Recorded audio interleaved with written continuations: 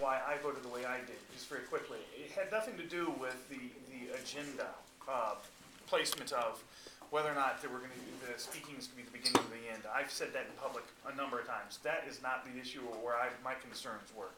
I have a colleague who failed to recuse herself on a vote that she recused herself once before and didn't on that Monday. And the only way I can do that is if I have a majority challenge my colleague now, because of the way the rules were written.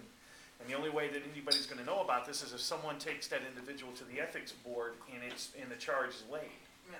So conflict of interest issues now, that the way it was written, no one on council has to indicate to you that we have a conflict of interest or what it is or read it into the rules. It has to be a challenge now. So we've already run into one of these issues already. And also with the consent agendas. And let me interrupt real quick. That's in the packet that we did the read-through on. Yeah. So that's in all the detailed information. That's I not thought that one of was the still major retained. ones. No. Well, it is there, but the way the wording has been rewritten, it doesn't. Let me back up and let me make this. Require. Yeah, well, We took require out. Okay. right. Require And out.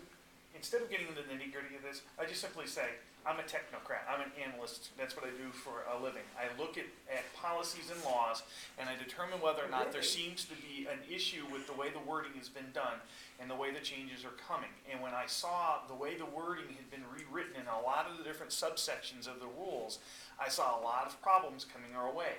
It had nothing to do with the cameras and the placement and timing of the speakers.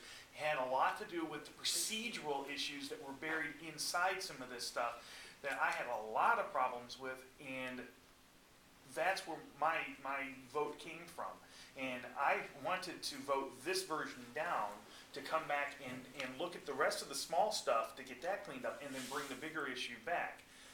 That's where I was trying to go with that. It wasn't that we would not have supported that last half of it, the stuff that was televised, the publicized part of it.